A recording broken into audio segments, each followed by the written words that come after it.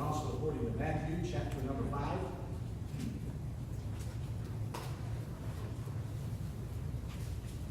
Matthew, chapter number 5 this morning.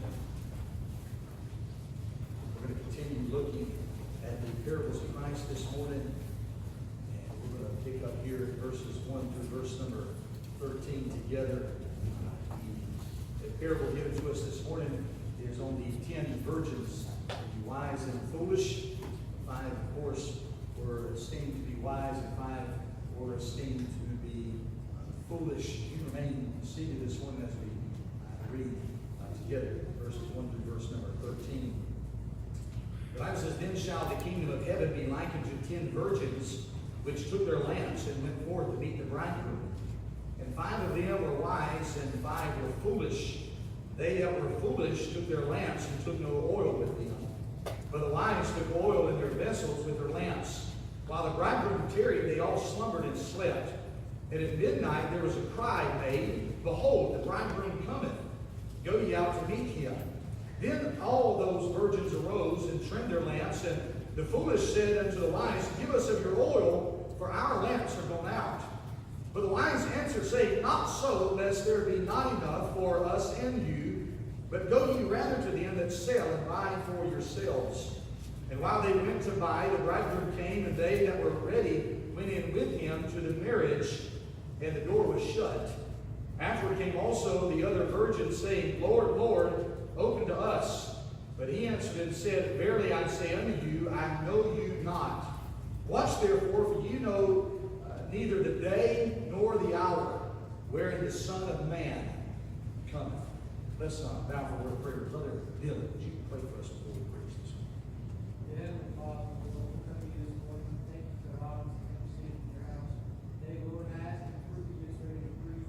Bless the Lord. Just to be the lost soul here this morning, we say, please, Christ. I'm going to preach on the fold this morning. Are you prepared? Are you prepared?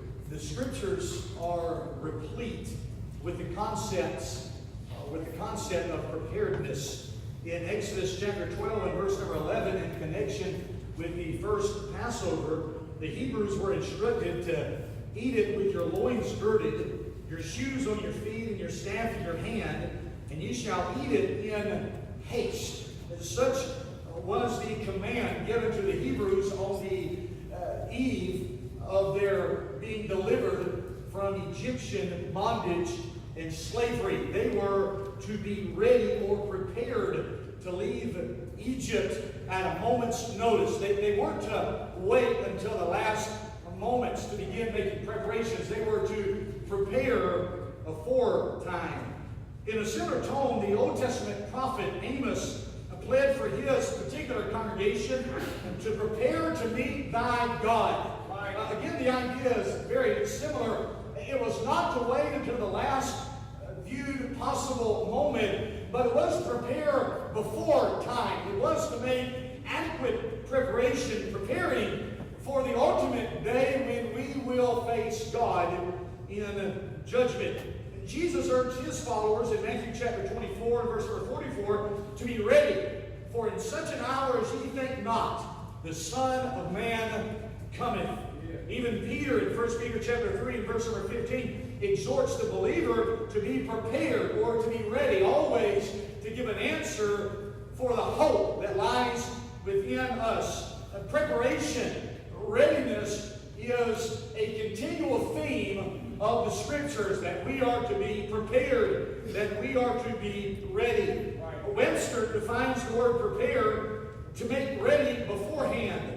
To make ready beforehand for some purpose, use, or activity. Let me read that again. To prepare is to make ready beforehand for some purpose, use, or activity. In the story together this morning in Matthew chapter number 25, Jesus is understood to issue a warning of sorts, if you will, inside of these 13 verses. He issues a warning to be prepared for his imminent return. We are to be prepared for Christ's return just any day now.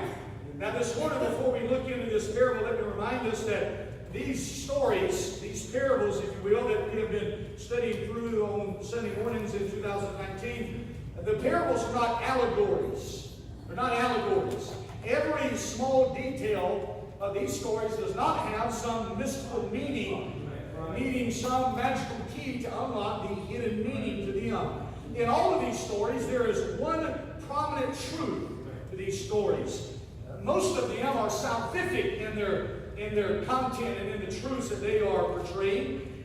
The truth of this particular parable that we come to this morning in Matthew 25 deals with the lesson of preparedness, of being prepared, of being ready. The story here in these 13 verses finds it sitting in a first century Jewish wedding ceremony, which is vastly different from what we are accustomed to in our society. We're first introduced to 10 virgins. These 10 ladies would have served as somewhat of the bridesmaids, if you will, for this particular ceremony. It was customary in the day to select women that had never been married before. And even hints really of that kind of transition over into our modern society. Not so much that concept, but the taking of the bouquet and throwing it behind you, and the person that is grabbing it being, supposedly the person that's going to marry next, and all that kind of jazz. And it kind of has this basis here in this cultural setting. These wedding attendants, these 10 virgins, the Bible says all had lamps or torches, if you will. Such lamps served to identify who the wedding party was. So instead of like the groomsmen having the little lapel flower on, or all the ladies being dressed exactly alike inside of their formal gowns, in this culture, to identify the wedding party was to simply put a lamp or a torch into the person's hand. And it was to burn. It wasn't to be just a torch or a lamp not on fire. It was to actually be producing both light and heat.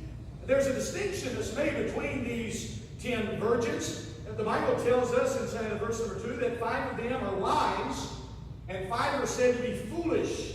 This designation is based off that 5 of these ladies took no oil for their lamps. They were considered to be foolish in their lives. This designation is based off that 5 of these ladies took no oil for their lamps. They're considered to be foolish. The other 5 were esteemed wise because they took oil to replenish their lamp if so needed.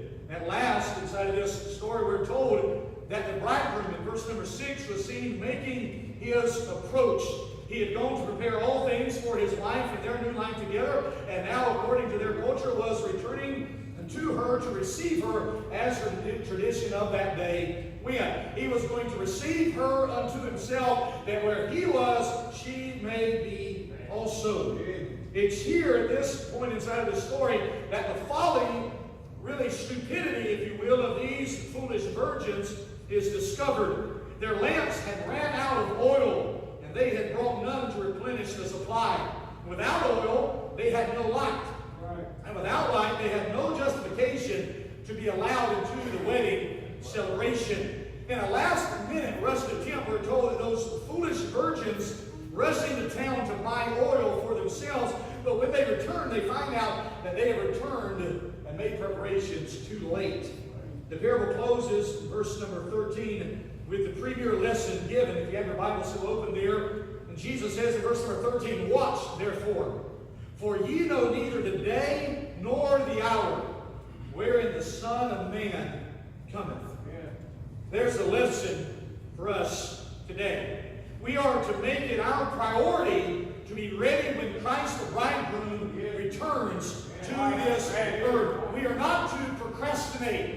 We are not to put off. We are not to delay by excuse or apathy our making ready for Christ's return in our lives. In the story that's given to us, it's easy to see how the passage then is to be interpreted for us. The 10 virgins are those that have made professions of faith in Christ. They are professed believers. But 5 of them are lacking what is needed to make it until the end. They are insufficient. They do not have a sufficient supply in themselves. May I say to you this morning that there are many that profess to be Christians. There's so many in our society, in our day, really across this globe today that profess to be believers in Christ. They are professed Christians. But the true test of Scripture for those that profess Christ is this. It's determined by those who are ready when Christ returns, or those that have persevered until the end. Now, that doesn't mean that we're saved by our perseverance, but that we are preserved with a sufficient supply of grace. His grace truly is sufficient. That means it will see us through every trial, every temptation, every hardship of this life. Now, again, there's an addendum to be made to that point. That doesn't mean that we don't falter and fail. That doesn't mean that we've reached some element of sinless perfection in our life. It just means that He is able to keep us from falling, and it is in His faultless before His presence with exceeding great joy. Remember this morning that the 5 foolish virgins were not designated as foolish at the end of this story when the bridegroom returns, but at the very outset. It is only their insufficiency that is seen in the return of Christ that evidences the fact that they were foolish, but they were foolish at the beginning of the story because they failed to make the proper preparations for the return of the assured bridegroom. They were foolish not to prepare in the time that was allotted them. They were foolish not to be ready when the bridegroom came. It's at this point that their fate was sealed. Not at the end of the story, but at the beginning of the story. At the beginning of the story, when they failed to make the proper preparations for the return of the bridegroom, their fate was sealed. They were condemned already, right? You see the connection there? Failing to prepare for Christ, failing to prepare to meet Him is the ultimate failure, and it doesn't continue at the last. It condemns us now. Our lack of readiness, our lack of the initiative taken to prepare to meet our God now, it condemns us already. John chapter number 3. But we are condemned already if we have not believed on the name of the only begotten Son of God. The story then this morning is all about being prepared. It's about being prepared. Being prepared if the Lord was to return today, right now. Or even the application could be being prepared if we were to go meet Him today, either by way of the grave or by way of His return. The question posed to us today would be this: are we prepared? Are we prepared to meet Christ? Are we prepared to give an account of ourselves before a Christ holy God today? If we are not prepared today, the message will be to us that we must prepare while there is time given to us. If the Lord was to return today, are we prepared to meet Him? Would you be welcomed in to His abode? Would you be welcomed into His presence? Or would you hear the words that stand to us in verse number 12? I know you not. I wonder how many folks there are today across the world. I wonder how many folks there are today even inside of America, inside the Bible Belt. How many folks there are inside of our area, our city. But I wonder even more intensely how many folks there would be at the Fellowship Baptist Church in Goldsboro, North Carolina, that would not be ready if the Lord was to come today for His bride. How many folks have lacked in preparation? How many folks would there be that would hear those words, I know you not? We can make pretense. We can put on a facade. We can play the part of hypocrite. We can learn church lingo. We can learn professional Christianity. We can learn to rub shoulders with those that are around us and go through all the emotions of Christianity. But if we do not know Him and He does not know us, then we will be lost for all eternity. Are you prepared? Let me give to you several thoughts this morning, several truths then that are presented to us, I believe, from this one great premier lesson on preparation inside our lives this morning. Number one, the first thing I'd like for us to notice, the first lesson from this parable is this: that it is possible to be part of a group without belonging to God. It is possible to be part of a group without belonging to God. These ladies were all part of the same group, but all of them were not prepared to meet the bridegroom. They all had the same title. They all were called the same thing. They all participated in really the same common events. Being part of a group known as the virgins, being part of a group noted for this particular wedding ceremony, this wedding celebration, part of this exclusive group, if you will. But being part in name only didn't make them true part of the wedding ceremony. In fact, them professing to be part of the wedding ceremony without the proper evidence only got them kicked out at the end. It's supposed to be part of a group without belonging to God. May I say to us that are here today that it is possible to be part of the family. It is possible to be part of the denomination.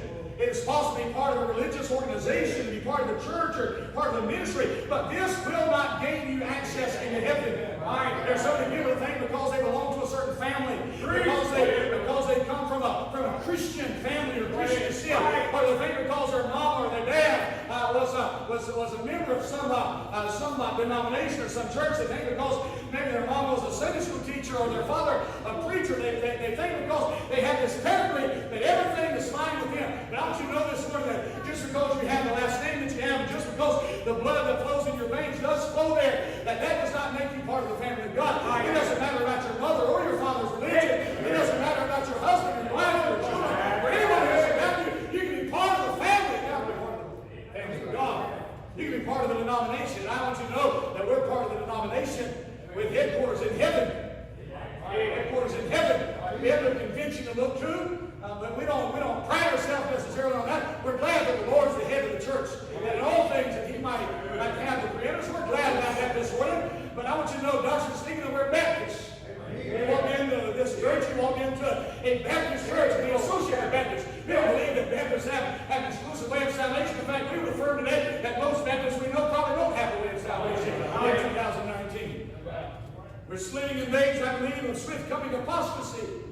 That's running rampant, but I want you to know that although I am a Baptist, being a Baptist isn't what saves me. And you being a Methodist or a Presbyterian or anything else wouldn't save you on the day of judgment. Denominations do not save. Religious organizations do not save. Churches don't save. This church does. This church has no saving efficacy about it. We have no virtue to save you. No preacher can save you. No Sunday school teacher can save you. No church can save you. You being a member of this church has no saving grace. Just because your name's on a roll and you've received the right hand of fellowship, you don't have to answer for yourself to God. Being part of a ministry, singing in a choir, being part of a Sunday school class, singing on the platform, special music, being an usher, being a Sunday school teacher. And I say to you today that being inside of those groups neither will not save you. It doesn't matter if you're in a rich man's position, in a rich man's group. It doesn't matter how much money you've given to a religious organization or a church or a body of Christ. It doesn't matter. It doesn't matter the amount of zeros you placed on a check. It doesn't matter that if your family gave the property for a church building to be built on. If your dad or granddad laid the first brick to this place, none of that matters. None of that matters. It's supposed to be part of a group without belonging to God. Secondly, this morning, I'd like you to notice that the lack of oil is visibly apparent. The lack of oil, the lack of what was absolutely necessary to gain them admittance into the wedding ceremony, these ladies, was very visibly apparent. There was no mistake to be made here inside of these 13 verses. The fact that these 5 virgins had no oil was very easily noticed because there was no light and no fire from their lamps. No light and no fire. You didn't have to go to Bible college and study systematic theology to figure out that they did not have what was needed to be inside the wedding ceremony. And by the way, there was no exceptions made. Sure. No excuses accepted. They could have argued. It would have been meaningless to put it in the Bible, but they could have argued the point. They could have said that we were supposed to be, and we were, and we were associated, and were called, and we were invited. They could have said all of those things, but the invitation to know Christ has gone out into all the world.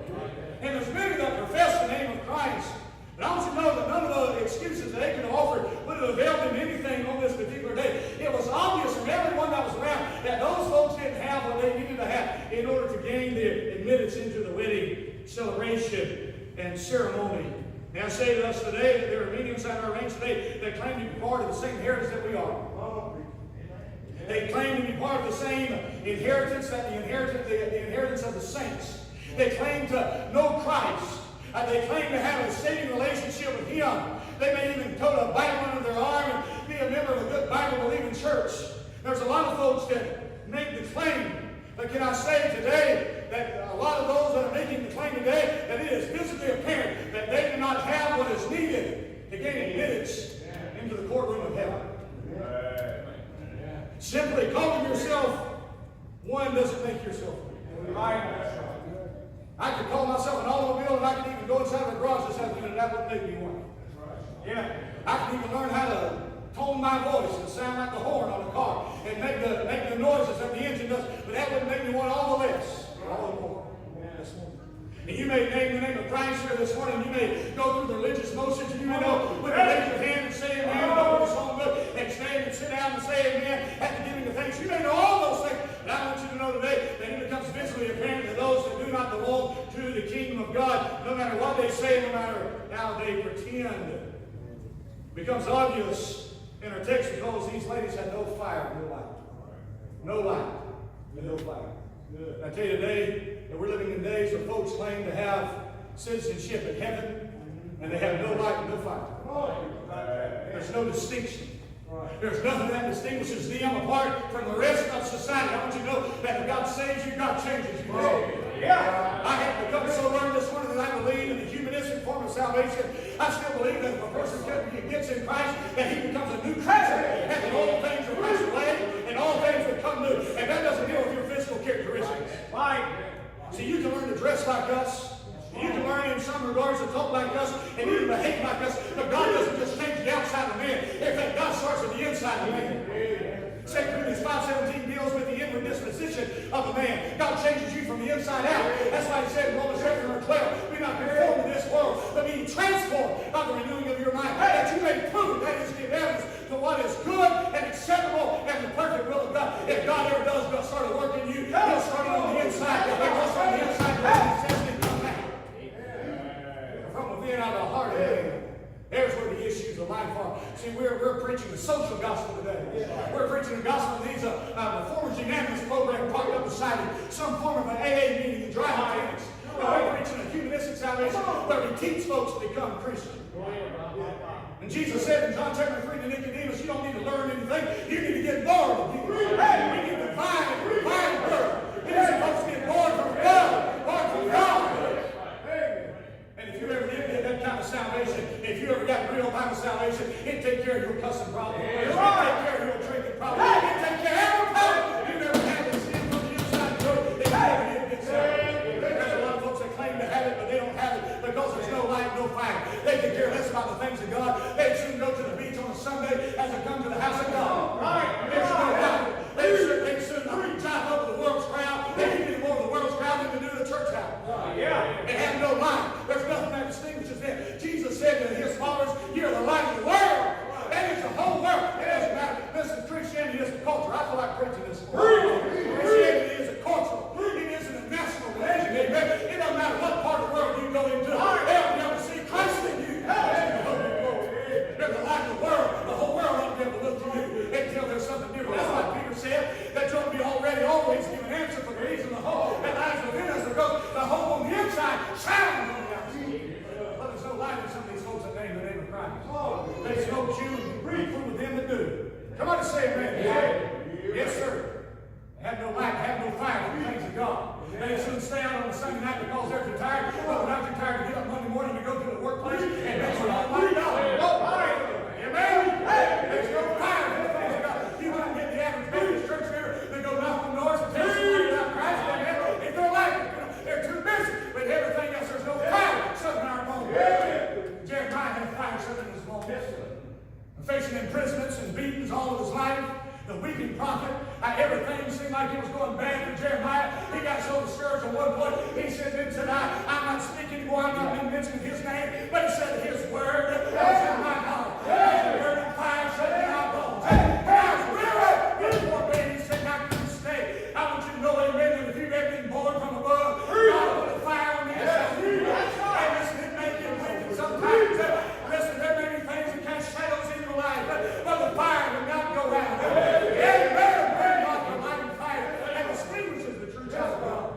I wonder, do you have it this morning? Do you have light? Is there oil inside your lamp? Is it visibly apparent inside your life that you do know Christ and that he does know you? Number 3 this morning. Insufficiency may not be recognized until it's too late. Whoa. Insufficiency may not be realized until it is too late. What's interesting to me inside of this story is up until the very end, all 10 of these ladies appeared to be the same. All 10 of these ladies appear to be the same. They're all said to be virgins. They all have lamps. They all slumbered and slept, the Bible says, while waiting for the bridegroom to return. And they all look the same. They're all called by the same names or titles. The only difference is seen is when it really counted. The only difference that is seen is when it really counted. I wonder today how many people there will be that are here inside of this place that look to be the same kind. And we look to go through the same motions. If you think that I'm mad at anyone this morning, I want you to know that I'm not mad at anybody but the devil. We push the seeds of hypocrisy inside of our mind and sows the notions of pride that keep us inside our heart, wanting to acknowledge our true condition and convince us to keep going along with the crowd and want everybody to think that that's where we really are when we know in truth that we're really not that. The Bible says, in whom the God of this world blinded the minds of them which believe not, lest the light of the glorious gospel of Christ should shine into them, and that they should be saved. He's in the business of blinding eyes. So I am mad at the devil. If you want to know how I feel about you, I feel compassion and mercy. And I'd love for you this morning that if you're here today and you name the name of Christ, that you know that you don't possess Him in the bosom of your soul, that you need to know Him for certainty. You need to know Him beyond anything else. He's really all that matters. Right? We have to know Him. And the reason why I'm preaching like this is because you can fool yourself out of the day of judgment. That's what happens with these virgins. They fool themselves out of the time of really time. They fool themselves right up until that time. And I wonder how many folks could be here today that will fool themselves right up to the time that they will appear before Christ in judgment. And I say this morning, that's not enough to start in that direction. It's not enough to start into the direction of heaven. You must be sure that you have sufficiency in yourself of the grace of God inside of your bosom. You know, we read about earlier inside the Gospel of Matthew about some fellows that were just like this, potentially, hypothetically. Matthew chapter 7, verse 21, Jesus says, not everyone that says unto me, Lord, Lord, shall enter into the kingdom of heaven, but he that doeth the will of my Father which is in heaven. Now, I'm going to go out on a limb here and say that you probably never read Matthew 7:21 on any gospel tract. Amen. But Jesus said, not everyone that saith unto me, Lord, Lord, shall enter into the kingdom of heaven. But there's a certain class, a certain distinction of people that are going to the kingdom of heaven. They are those that do the will of my Father. Jesus says, which are in heaven. For many, verse 22, many will say to me in that day, Lord, Lord, did we not prophesy in thy name? And did we not cast out devils in thy name? And in thy name do many wonderful works? He said, we preach for you. We stood behind the pulpit and we named the name of Christ. We sit in Sunday school classes, ministers' conferences, we knocked on doors, and we preached on the streets, and we prayed with men and women and boys and girls to come to a saving knowledge of Christ, and we prophesied, and we cast out devils, and we preached against all the devils of hell, and we tried to snatch them out of the individual's lives, and to whom we ministered. And in thy name we did many wonderful works, and buildings were erected, and names were ascribed, and bus routes were started, and choirs sang, and all kinds of wonderful works were performed. And Jesus says, I was saying in that time that day, depart from me, ye that work iniquity. I never knew you. Right. Amen. It's the same exact expression that we find inside of verse number 12. I know you not. It'd be awful to die and go to hell as an atheist. Right. It'd be awful to die and go to hell as a person that never darkened the doors of church or only frequented on certain occasions. But what would it be like to die and go to hell involved in Christian service all of your life? Amen. What would it be like to die and go to the charred walls of the damned from a Baptist church pew, having heard the preaching of the Word of God, having read it for yourself, and having somewhat lived it, abiding by its principles, and sang and worshiped as a member of a place like this? What would it be like to really die and go to hell like that? What would it be like on the day of judgment when you find yourself out to be a hypocrite at last, and the notion that you knew inside of your heart actually come to pass when you stand before Christ and hear those words, I know you not. I never knew you. Depart from me, ye that work iniquity. I want you to know today that you're making the biggest gamble of your life, right? Amen. We would call a man a fool that would take a revolver and spin it around with one bullet in the chamber and play Russian roulette and pull the trigger. Just a chance to get a thrill out of life. We would call such a man a foolish man. That was more foolish as a man that would gamble gamble with his soul on all eternity. If the Bible says, what shall a man give in exchange for his soul? What would a man give for his own soul, his own undying, unending soul that will live forever in one of two places? What would you give in exchange for that? Would you give 70 years to live to yourself in life of all eternity? Would you hold on to your own will and say, we're not bound to the Lordship of Christ just so you can live however you want to live? I want to say today that 70 years, 70, and by reason of strength more than that is added unto us because of our obedience to the commands of God, that is nothing in light of all eternity. We should be glad to lay our lives down at the feet of Christ and have Him take up our life. Let me give to you one more and we'll be done this morning. Number 4 this morning, some will put off salvation as long as possible, only find that they put it off too long. Some will put salvation off as long as possible, only to find out they put it off too long. These ladies inside this story waited until the very end to attempt to make their preparations. You know, the question that really comes to my mind in studying these scriptures here is the word why. Why? Why wouldn't they, at the outset, when the other 5 virgins were going to get their oil and making all the necessary preparations, why wouldn't they do the same thing then? Why waste the time? Why put it off? The only logical conclusion that I could come to, maybe some of you could help me after the service this morning, but the only logical conclusion I could come to in my mind was just sheer apathy. Apathy. They could care less. They were too busy with everything else inside their life. Maybe they had bowl games to attend. Maybe there were vacations to go to. Maybe parties to be had. Maybe amusements to go and be seen. And they were too busy maybe making money or making a name for themselves. Maybe climbing the ladder of success and attending to family matters and social issues and pressing debts and all these kinds of things. And maybe they were just too busy and getting ready for the wedding celebration took a real low priority place in their life. Also thought this morning, what would keep anybody today from coming to Christ? What would keep you today from coming to Christ? Knowing what you know and even possibly believing what you believe and having heard the preaching and having a record of the Word of God set before you today and seeing exactly what the Bible has to say. Why would you not come to Him today? My fear is that there'll be some here today that put salvation off as long as possible, only find out that you put it off too late. Maybe these virgins, these 5 ladies, thought they had plenty of time. Maybe they were young, right? Maybe they saw their whole lives ahead of them. But they found out, well, we'll find out, that He who shall come will come and will not tarry. Revelation 22 and verse number 12, Jesus says, and behold, I come quickly. I come quickly. Can I say this morning that He comes too quickly for you to put off your preparation? Right.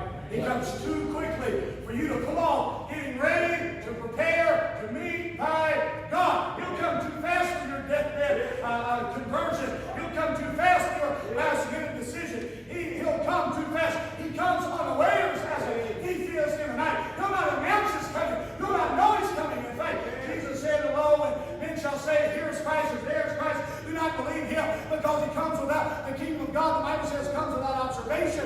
He'll not send out a warning. He's already sent out the only warning He's going to give. He says, I come quickly. And prepare to meet thy God. Prepare to meet thy God. If you were to put Christ off for too long, you wouldn't be the first one.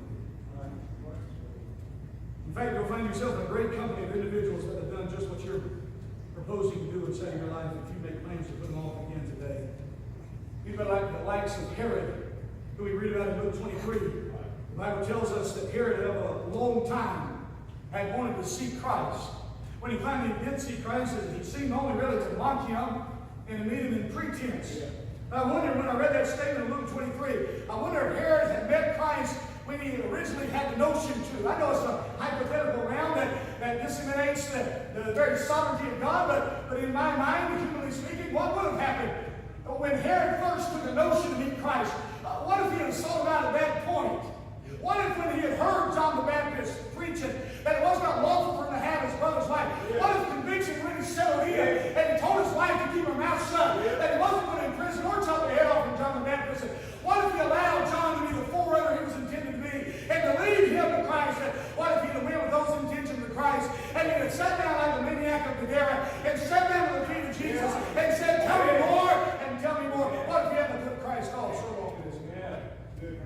find yourself in the ranks of a man by the name of Pilate. When we read about in John 18 that he said that he had found no fault in Christ, the words of our King James Bible are this, at all. I find no fault in him at all. May I also say that he also saw nothing good enough in him either to cause him to give his life to him. He saw neither fault nor goodness. He stayed neutral when it came to Christ. He wasn't against him, but he wasn't for him. He didn't scatter abroad, but he didn't dabble in either. He attempted to stay neutral, but at last he found that no man can serve two masters. And you'll either fall on one side or the other. In Pilate not making a decision for Christ, made a decision against him. You'll also be among the ranks of a man by the name of Felix. You read about Felix in Acts chapter number 24. We're told that he said that he would call for Paul to hear more about Christ when he found a convenient time. Isn't that an interesting expression? It's all of mine. And Felix said, when I have a convenient season, I'll call for you. I wonder what that means. A convenient season. And I tell you what I believe it means this morning. I believe it means when Felix got tired of sinning. Felix probably thought to himself, when I get through living my life, when I get through doing the things I want to do, when I get through living for myself, my ambitions, my goals, and my desires, when I get tired of myself, Paul, I'll call for you, and I'll hear more about the demands of this Jesus Christ. But right now is not the time. And I tell you, there's not one record in all the Scripture and all secular history that tells us that Felix ever had such a convenient time. This morning, if you're thinking that you'll put Christ off again until you find a convenient season, the only convenient season you have is when the door's open. That's right. It's when the door's open. If you're waiting for you to stop sinning or to get tired of living for self or to fulfill every personal desire or ambition that you have, I want you to know that day, that time will never come.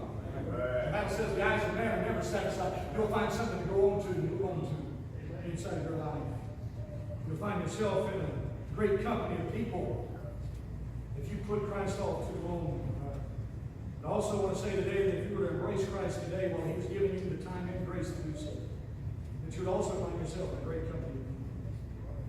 If today, if you stop putting Christ off, if you stop procrastinating, if you stop pushing him away, and today, despite what anybody would ever think or say about you, today, if you got honest with yourself and with the Lord, and you embrace Christ, if you took Christ today to yourself, I want you to know that you find yourself in another great company of individuals. The likes of a woman that we read about in John chapter number 4. A woman who had been married 5 times and was living with a man that wasn't even her husband at that point. But she was a woman that found forgiveness and welcome with the Savior. She drank that morning of a well, of a water of life, and she'd never thirst again. Her sins were many, and they had been blotted out. Though they were red, white, crimson, they had been washed white as snow, and she found welcome and forgiveness with Christ. You find yourself among the ranks of a maniac that we read about in Mark chapter number 5, a man who at one time was covered with cuts all over his body, cut marks all over his body, all over his unclothed body. He was naked. A man with